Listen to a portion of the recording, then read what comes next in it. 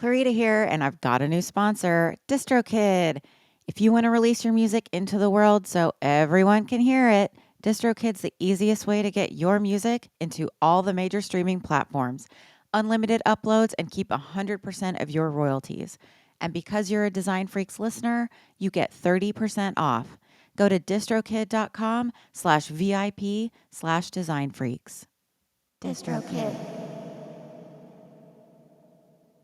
Oh, I don't know where it is right now. My cat ate it. Yeah, my non-existent cat. I can't tell if you can see it. I'll know it's there.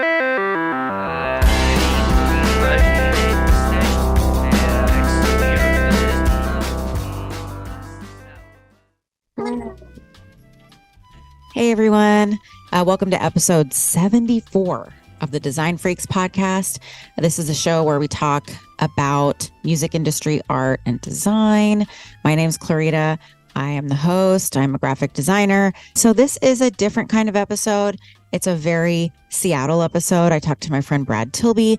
He's not a designer, but he is a vinyl collector, buyer, seller, and now a record shop owner. He just opened Nellis Records, and it's in a space where a venue used to be called Lo-Fi. So when we talk about Lo-Fi, that's what we're talking about. It was there for quite a long time. It's very missed. So Brad ran the Light in the Attic record shop here in town for 7 years. And now he's in this community-centered space. You'll hear all about it. But before I get to that quick intro, I just want to say thank you so much for tuning in, listening, subscribing, and all that. If you like the show, please share with other vinyl and design freaks. You can find me at designfreakspodcast.com. You can leave a 5-star iTunes review on your phone. I am at _Design Freaks Podcast on Instagram. Everything is in the old link tree. Here it is, open for business. I'm standing right outside, reporting from Nellis Records. Back to you.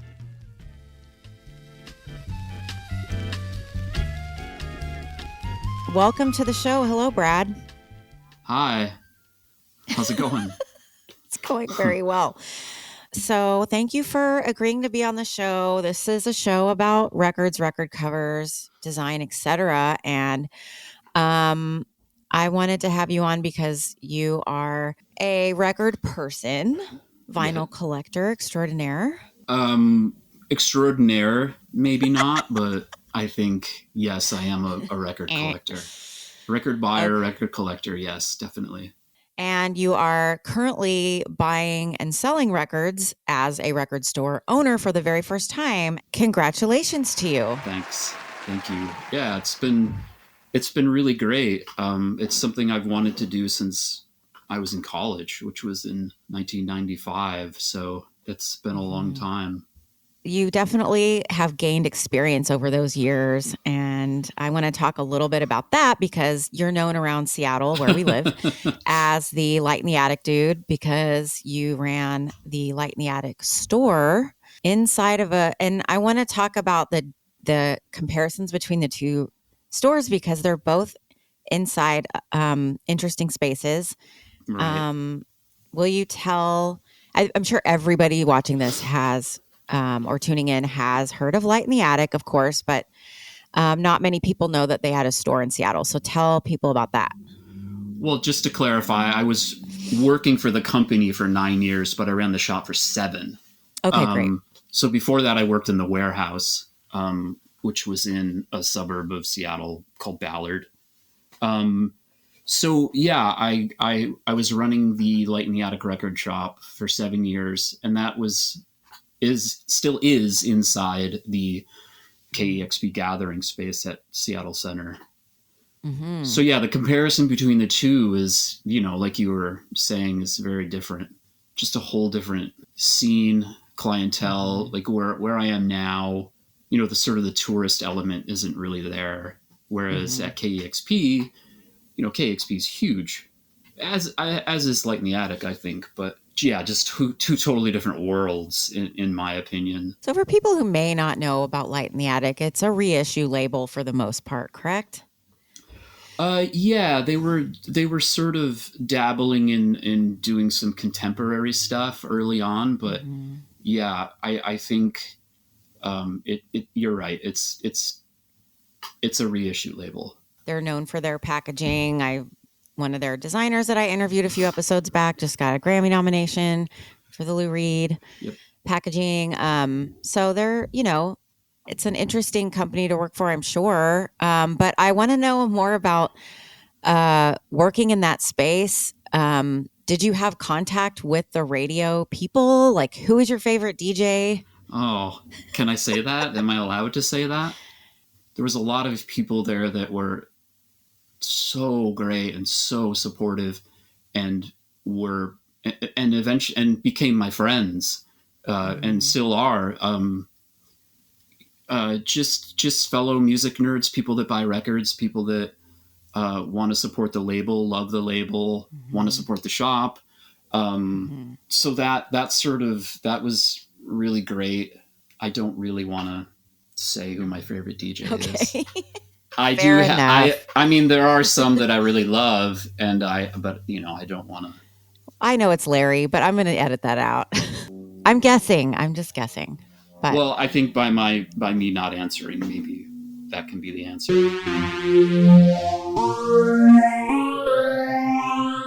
tell me about Nellis Records and where you came up with that name and the design. The name comes from my mom. It was my mom's maiden name, and she died last year. And it wasn't an immediate thing. I definitely had like the classic list of like every sort of name I could possibly think of, and referencing all my favorite bands, and like trying to pick parts out of like song lyrics. And then you go online and you find out that like every other record shop is named exactly what you want it to be. And there's labels that are named everything that you're thinking of. Like I always wanted to call it Beeswax Records because that's one of my favorite Nirvana songs, and it just sort of makes sense. I had like a logo all set. There already is a Beeswax Records in Germany, so and there's an earwax too, I think. Yeah, which is, I think Brooklyn. there's like sort of like if you think of names for record shops, you don't want to go like ew, but maybe you do, because then it's a place you want to visit because it's called that. So anyway, that's the genesis of the name. The design is what's known as the Nirvana font. It's a form of Bodoni, but it's a certain Bodoni. The Bodoni is a big family. Yeah, so okay, I can't call it anything having anything to do with Nirvana, but maybe I can, have the font and sort of have that be another tribute. Homage. Yeah, like the name is in tribute to my mom, and then the font is in tribute to like hands down my all-time favorite band. I love that. That's such a great tribute to your mom. I'm sure she would be really touched by that. Yeah, I think definitely. I mean, I know my family is, and my sister is, and we talk about it. And your intention with this space is to be a part of that community of the Black Lodge / Vera Project. Absolutely, right? Like, yeah. Absolutely. I mean, those people have been so great and so kind, and I've only been working with them since July. It's just some of the most positive, like helpful, genuine people, and they see me and they hear me and they are open to my suggestions, and it really is a wonderful place to be, and I feel like so supported. And I've only been working with them since July. I mean, there are a lot of organizations and jobs that I've had where I've been there for years, and I can't say any of that stuff that I just said.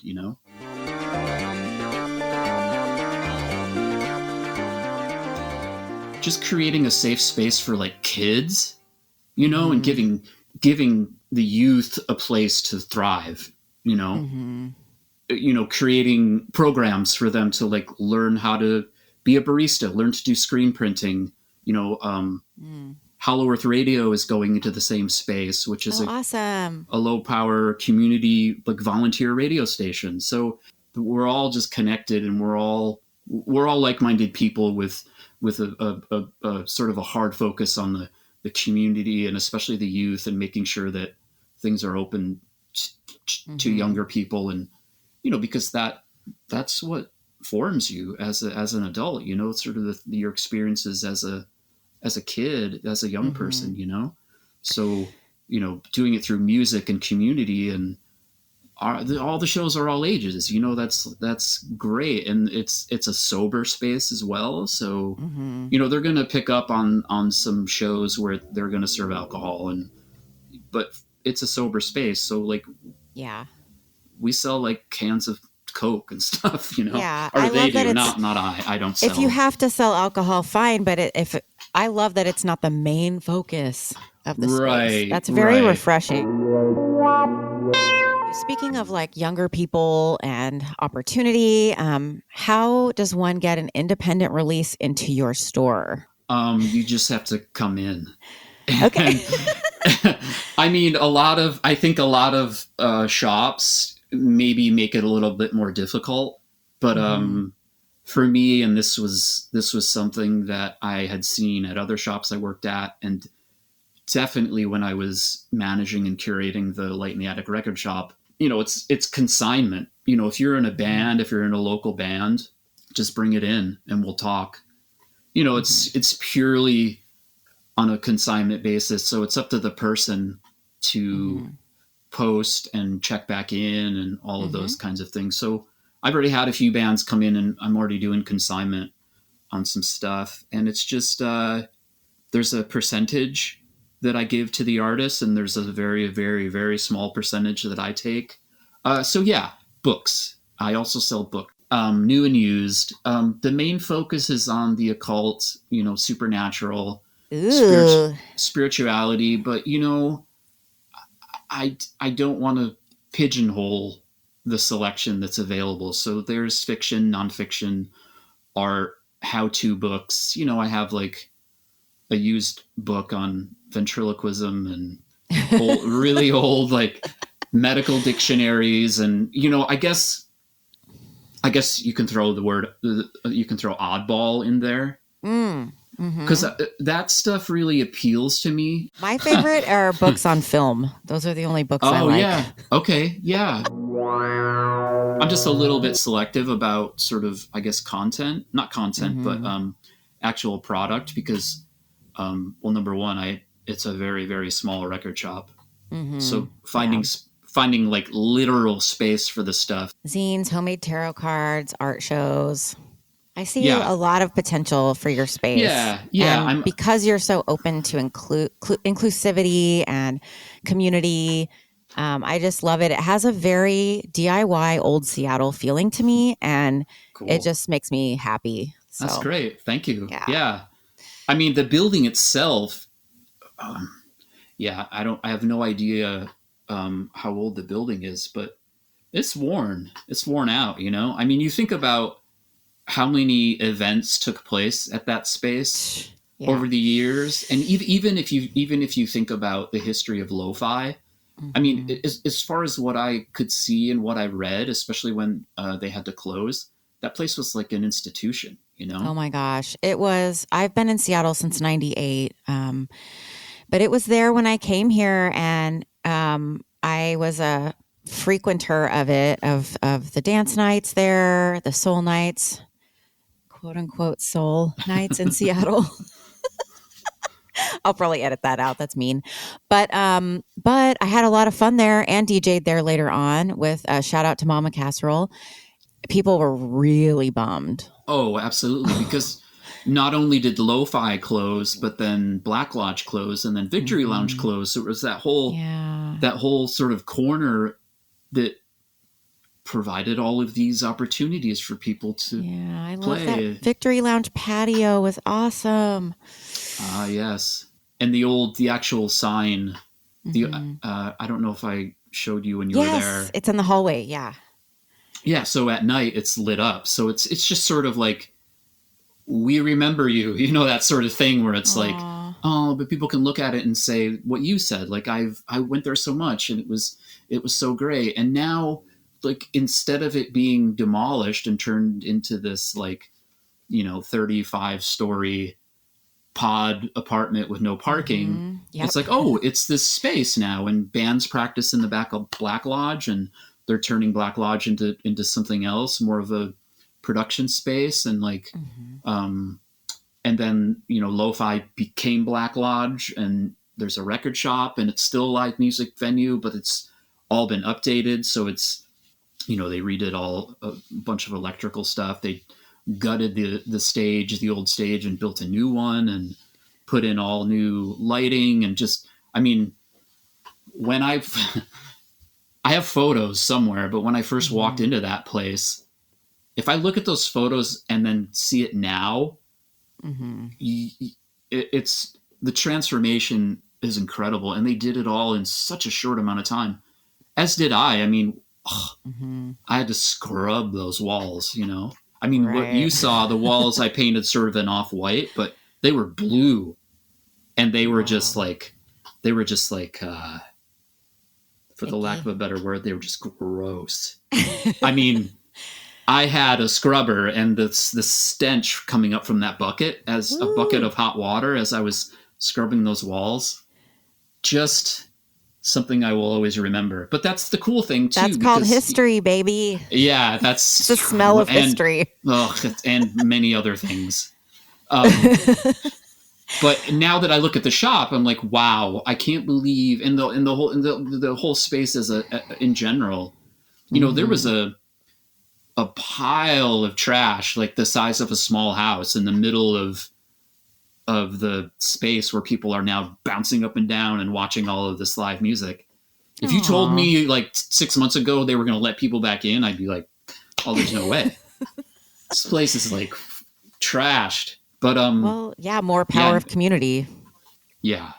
More power to like the folks that like worked really hard, morning, noon, night. I mean, there were nights where I was there till 1 a.m. And it looks and smells great to me. And I had never seen Lo-Fi during the day, but now that there's a daytime type of business there, it's like I walked in and didn't know what to expect, but it wasn't gross, and that's because of all your hard work. So yeah.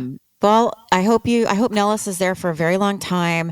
I have one more question about the building. Is it haunted? Have you had any weird stuff happen since you've been there so late at night? My gut reaction is yes. My sort of like knee-jerk answer is yes, because I'm there and there's an influx of customers, but a customer leaves and then I'm listening to music and cleaning records or organizing or whatever, and I'll just sort of see something and I'm like, but it's not anything where I think, whoa, what was that? It's just like you get a sense that someone's here. And then the hallway that you walk down to get to the actual venue, if those lights are off and then the doors to the venue are shut, no, it is dark. So every time I have to go down that hallway to use the restroom, I just sort of go, and I believe in all of that stuff. Hold it. So yeah, well, I'm just like, I have I mean, since then I've turned all the lights on and I know better, but it's spooky with the lights on, Brad. Yeah. This is spooky hallway. It's just like you're entering into something else and you can feel it, but it's this great space. But yeah, when I'm there by myself, I just think, oh, shit. Because, like I said, I believe in all of that stuff. So when I hear creaking, but also there's people that are in Black Lodge. So it could just be them making the noise. Also, there's a gym downstairs. Oh, that's right. I pulled into the parking lot in the back and I saw like a half naked man just completely muscled up, walking around like with a shirt off in the winter out in the parking lot, just cooling off his muscles. Just cooling it off. Just steam coming off. Yeah, so when you actually go into sort of the back room and the bathroom area, it's just like do like this crazy like house music, like pumping iron, sort of motivational stuff. Well, it gives life to the building, and I'm so glad, like you said, that it's not fucking condos yet. knock on wood, but I hope that it's not. I'm glad the building was saved and it's there as something else cool. So Jason, who's the artistic director of Vera, and I hope I got that right. His thing is the punks won.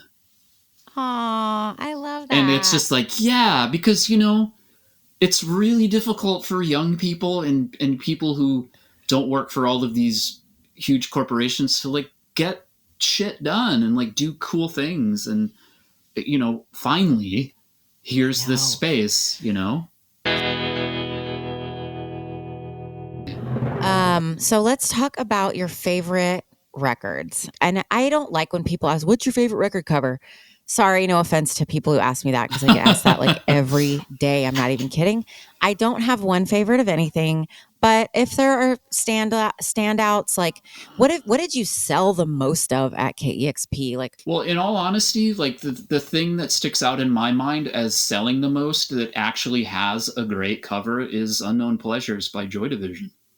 Right on. I mean, I remember that. I remember doing a top 10 for quite a while, and 1 month and then a couple of months later it was Unknown Pleasures, which is great. But it was a really the clientele all over the place, huge nerds, huge record nerds that like really knew their stuff, people that loved Light in the Attic and would come just to get Light in the Attic stuff. Then, tourists who are in Seattle, so they want all of the Seattle bands, right. Because people always put Nirvana into that bracket or into that group, and that they're not from Seattle. But anyway, that's something that always shots fired. Well, there's it's even in a movie, and I'm from like, Aberdeen, is that right? Yes, definitely. Right. I'm absolutely from Aberdeen. Yeah, I'm just like, it's in a movie too? Like, it's misinformation. Spreading the propaganda. Oh. Yeah. So it would the be Seattle bands, though, like, or Washington Pearl bands. Jam, Soundgarden, Alice in Chains, Pearl Jam, all great bands. Some of them would dig a little deeper and get into like the Sonics and the Wailers and stuff like that. But and then newer stuff, Chastity Belt, Deep Sea Divers. I love like Chastity Belt. Yeah. So and Lydia actually played the shop. She did a performance in my shop years ago. Anyway, so people coming in looking for that stuff, and then people who just want the new thing, the new Taylor Swift, which I knew you were going to say that. Yeah, me and Eric Whitaker used to go in there. Shout out to Eric. That's true. And because your selection was excellent, and he's one of the biggest record nerds I've ever met in my life. So, and he would more often than not buy something, which always feels good. It always feels good when people that there's people that are nerds, like total nerds, and they have phenomenal taste in music, and they also have everything. They already have it. Yeah. Yeah. So when someone that is like that and is that kind of collector and comes in and finds something, it's a great feeling. But it's also, that can be said for someone who has never been in the store and finds something, One of the difficult parts of curating a record shop is like, you don't really know what sells. I've had people or bosses say, well, we'll just bring in what sells. And I'm like, I would love that. That means I would just, what is that? Like, that means okay, so my entire record shop is just going to be Dark Side of the Moon, like, or The Wall. Like, how do you... that would be a great art installation, is a record store with only Dark Side of the Moon. Yeah, it's just like, well, I know and Tijuana Brass. Sell.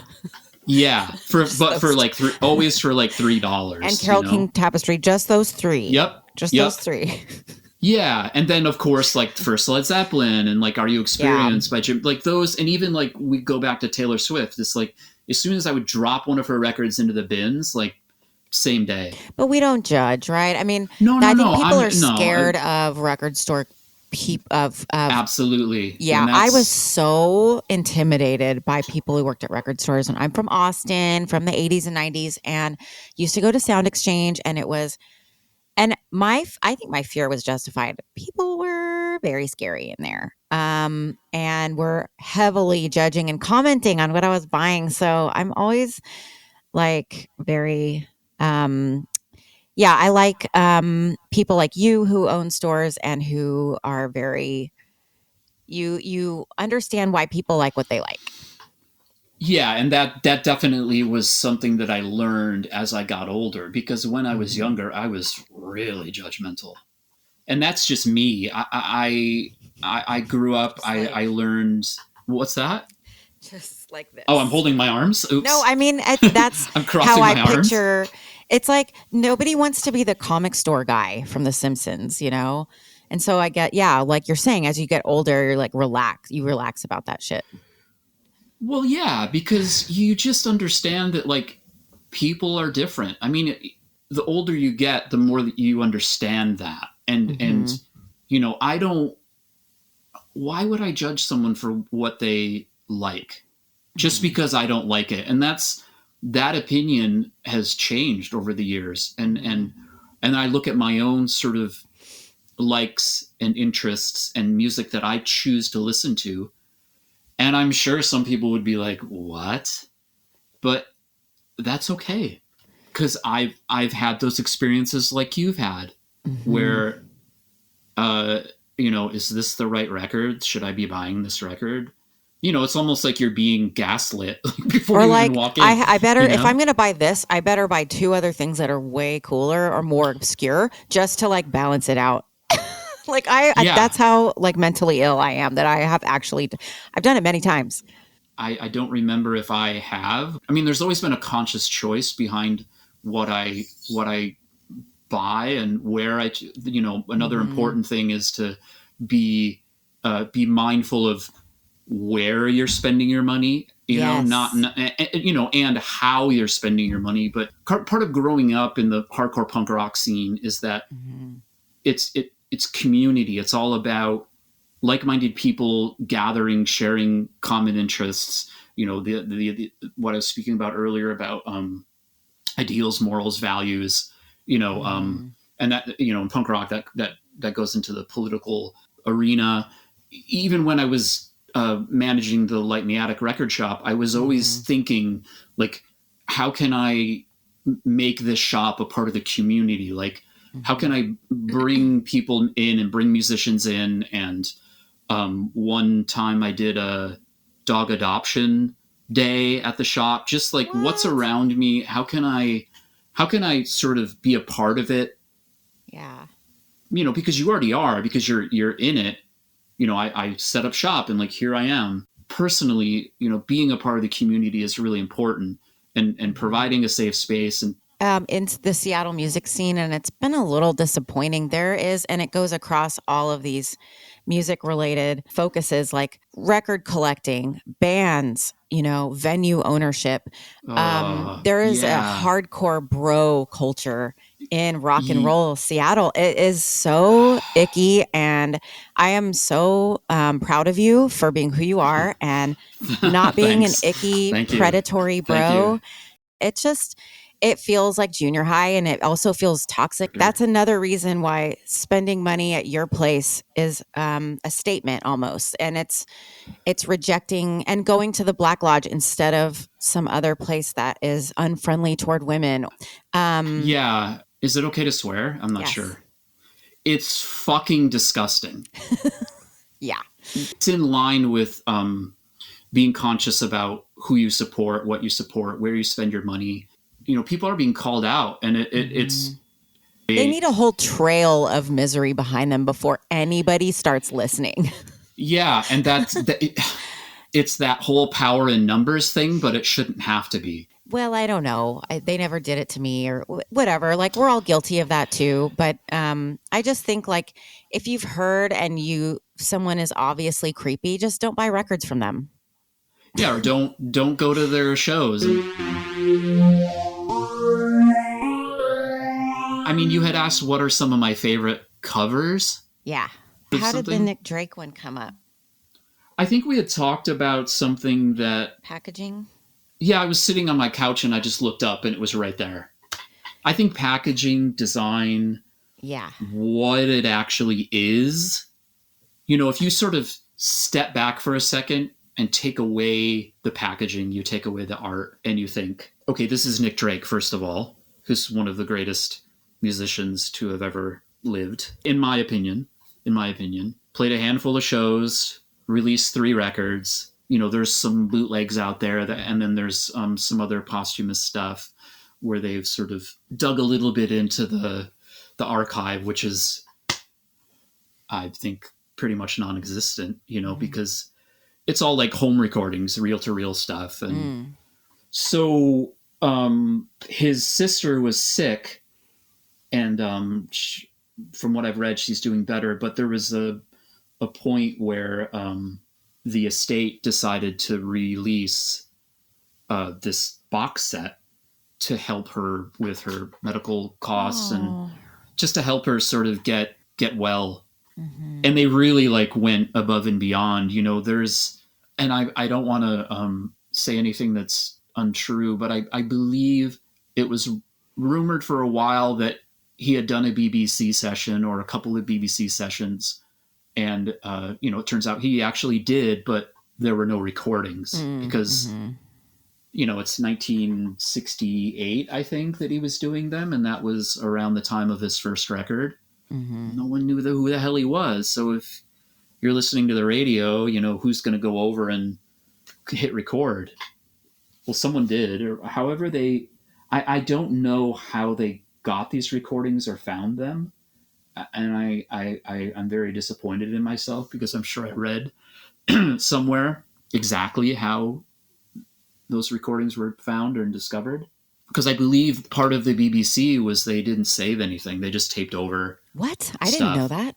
Man, and I really am going to kick myself if I'm giving you the wrong information. But there's been multiple times where I've read that recordings exist, and then there's an asterisk and you go down and it says all recordings have been lost, and you're like, what? Okay. And there are some Nick Drake stuff. There's a really great biography that just came out this year where that happened once, where I believe it was a television appearance, and there's an asterisk next to it, and you just scroll all the way down, and it literally says all recordings have been lost. Whoa. And there's even someone that's interviewed in the book where he's like, oh yeah, a couple of years ago I just chucked it all out. That's crazy. Yeah, do you know what you had? But they just don't, or they didn't care, or they didn't realize it, or they didn't realize the importance of it. Anyway. Yes. So come back to the box set. It's this package where, they released a 10-inch that had 2 of his sessions. And the 10-inch looks like this. I don't know how well it's going to show up. So it has all the information on the back, and the center label is pretty sparse. It just says the design company, the year, Nick Drake, John Peel session. That's really it. So this is it's a monumental release. Wow. In that it has the 10-inch, and then it has just as part of the box set, it has a limited edition set of photographs. Oh, wow. By photographer Julian Lloyd, who was just, I think he was,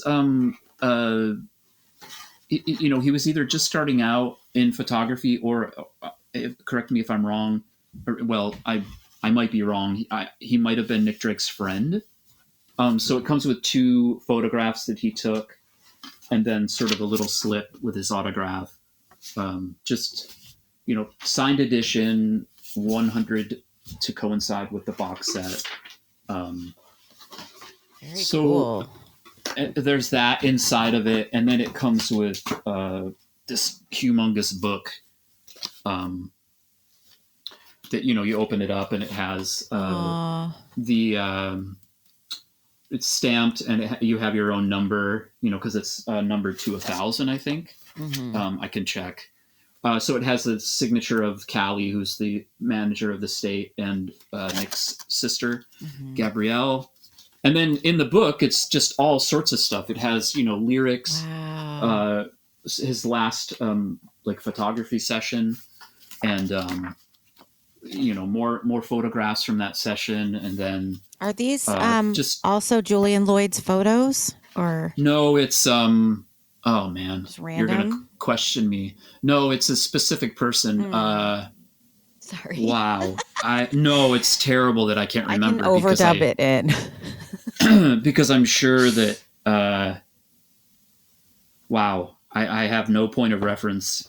Anyway, darn, because I was actually when I went to England over the summer, I was actually there where they shot those photographs. So then it has like photographs of like Pink Moon on cassette, which I've never seen, Wow. and the only photograph known to exist of Nick Drake playing live, which is right there. Oh, wow. Because he played like Really? That's the only one? the only known one. Oh. And then there's Brighter Later on 8-track. Just tons and tons of ephemera and photos and flyers. Yeah, you would need an actual photographer at your show. Like, people just didn't have a phone to take your picture. Yeah, there's no and it was too dark for a regular person camera back then. Yeah, so like what is that, Yeah. And then it has like a bunch of clippings from like show flyers and cool handbills and ephemeras. Yeah, just tons and tons of that stuff, just flyers from releases and yeah, and it's all housed in this gigantic felt. Wow. Sort of, you just did a reverse unboxing. Yeah, exactly. And then it opens up and like there's where the book goes. So you place the book on top of those. So when you take the book out, you can just pull on this and it sort of comes out.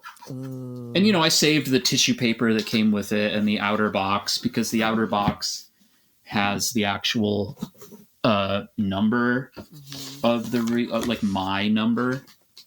Right, they're all numbered. Nice. Yeah, but they're all numbered right here. There's one for like 6,000 pounds on Discogs. Yeah, they've sold for an insane amount, and I think at this point it's probably so people can get a hold of that 10-inch.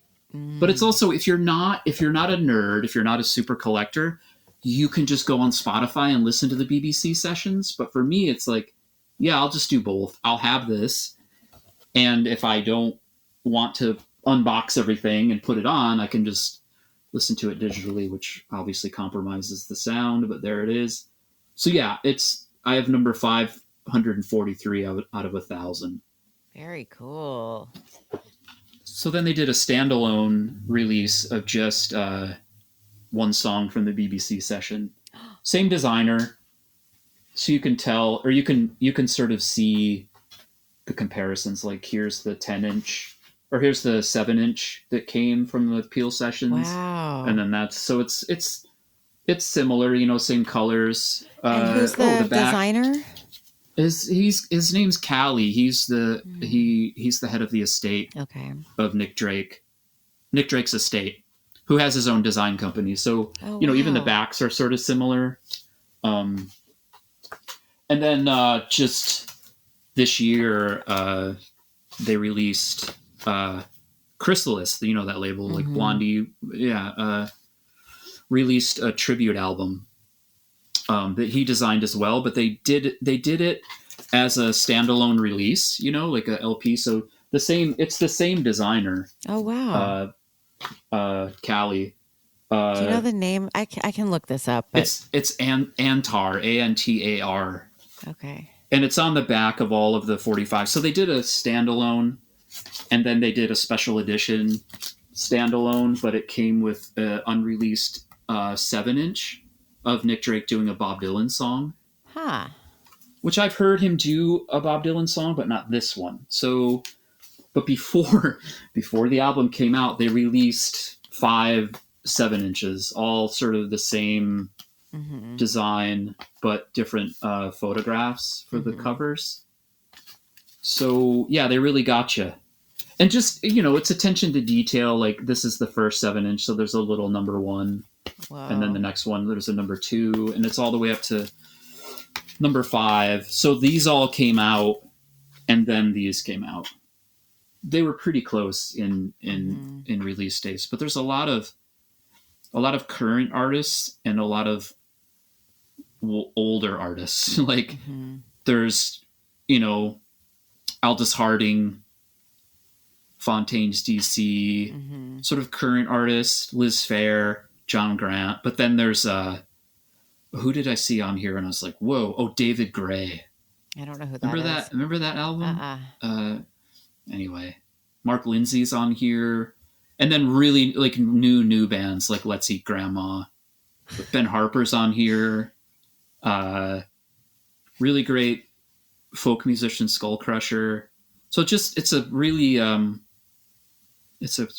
eclectic mix doing all Nick Drake covers. Is it Keith Morris who took the photos in the book? That's the photographer. Thank you. Just think first singer of Black Flag, Keith Morris. Got it. Okay, great. He's the photographer. He's also the singer of Off, But it's not the same Keith Morris. No, of course not. Yeah, it's the British Keith Morris. British it's not guy, the passed away. But if you go to his website, they have a book of all of his Nick Drake photos. Yeah. But it's like $300. It's like something I just don't have and I can't afford. But someday, when I was in England, I was trying to like locate how I could get a copy. For me, I thought, I'll just be able to go to a bookshop and it'll just be there. Just sort of like, no, it's not. And if it is, you're going to pay $300 for it. Sheesh. The box set would be something that would incorporate packaging and design. And the design for me, like I appreciate the simplicity of how this was done. If you just look at the front of the box, it's just like a little square. Yeah. And it has his name and the name of the box set.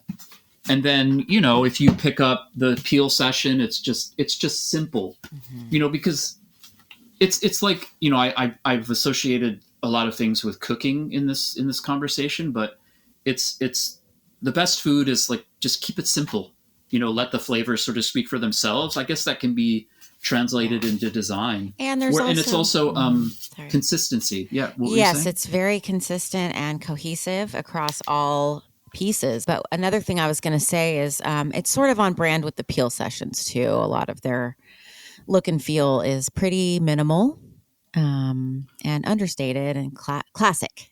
Yeah. And I think what you probably understand is that design can attract you or it can turn you off. How something looks, I guess, when you, especially as a record collector, I'll flip through some things, and if it is some weird photograph or some strange sort of art, you're like, what is this? And last time we talked, we were talking about that Ian Dury compilation that I have. Oh yeah. Where I was thinking like, I know who he is, I like his music, but if I didn't know who he was, and I think last time we talked, I showed you this cover and you were like, oh, that's Barney Bubbles. Yeah. I was like, okay, this is a great cover. And the back is great. Yeah. So you just look at it and you're like, okay, if I didn't know who this was or what this was, I'd be it's like, cool. Whoa. But you know what is interesting? I got into his son's music before I got into his music. And his son actually recreated New Boots and Panties with his son, I believe, on the cover. Or no, maybe not. Maybe it was, I can't remember, but he went to that same shop. I think he recreated the photo. That's what I mean. Yeah. Oh, okay. Because on the cover, it's him as a little boy with his... I know, he's standing next to his dad. Yeah. Yeah, I just remember their pants being Their like the pants. wide legged. But he put out a record called Len Parrott's Memorial Lift. I believe that's the correct title.